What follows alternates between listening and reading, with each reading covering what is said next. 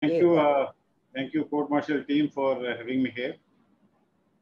And honorable judges and defense counsel and the young jury, please listen to this case and decide yourself whatever I have done is good for the patient or not in the circumstances which were there. So I hope the screen is visible. Yes, sir. Yes. So you see, I was dealing with a patient who did not get operated for reasons best known to him. Primarily, he was a high myope, and a lot of people had scared him that in a very high myope, if you have a vitreous surgery done, you may not improve or land up in peroperative complications. And there may be issues during... We are seeing a different screen, sir, from you. Some retinal hemorrhage during VR surgery. Is it the same screen? Yes, it's the same screen. Fine. So this is the story of this gentleman, which I had seen a month ago only. Basically, he had a detachment with a horseshoe tear, which I thought was not a... This is the picture here. Let me take you to the video straight. Since he was a young patient, I did a buckle here,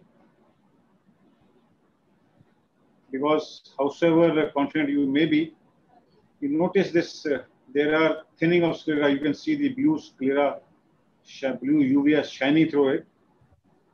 And I was very careful that sutures have to be very superficial.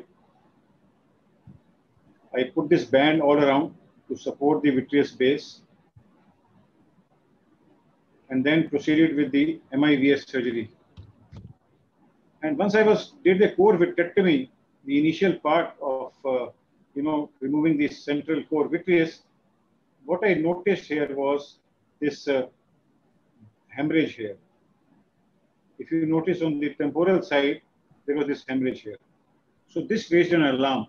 What is this? Because I just begun the surgery at that time, and vitrectomy had not been completely done. So I put a PFCL, and this is the positive horseshoe tear.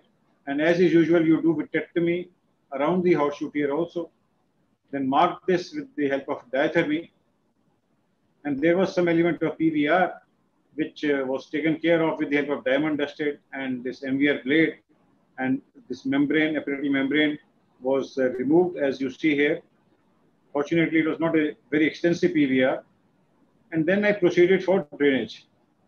Point to be noticed here is that there was a track. If you see this track, which was communicating with the inferior retina. So I suspected this could be a complication of the perivulvar block, which had been given prior to surgery. This track made me quite suspicious, because I was pretty sure that during passage of my buckling sutures, there was no issue at all. So I still proceeded with the air fluid exchange, and dilemma in the mind was whether to take care of this subretinal heme or not, because it was slightly away from the macula. So we did this air fluid exchange, marked the retinotomy, phakic eye, and the retina became flat. Once the retina became flat, I did try to take out this subretinal heme, because I thought presence of subretinal heme, even though in the macula is an urgent situation, but in a paramacular area also, it will lead to a lot of scarring. In the future, he may develop PVR, subretinal bands, and may unnecessarily require a resurgery also. So I took this back flush green tip needle, and under air, I tried to remove this blood. It was difficult, but I, gradually increased the suction. Short of doing a retinectomy, so this took care of part of the blood. You see, if you notice here, part of the blood has been taken care of. So since it came easily in the upper part, so I thought I will make another retinotomy here.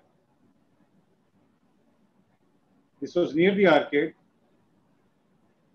and again increase the suction. Caught hold of this clot first. You see, very important that atraumatically you catch hold of this clot. And also notice a track going here in the inferior part. And fortunately for me, and fortunately for the patient also, this clot came out in the entirety. And you notice now at the end of the surgery, the entire blood clot, which was subretinal and which had propensity to cause a subretinal PVR in the future, came out, and then I filled up with silicone oil and lasered this retinotomy areas and did a laser around this break also, horseshoe tear, and all around. And ultimately, patient had a good result post-operatively, and patient regained 6/18 vision. This is the pre-operative and post-operative picture of the same. These are pictures taken during the surgery, and from the video capture, I took a still photograph.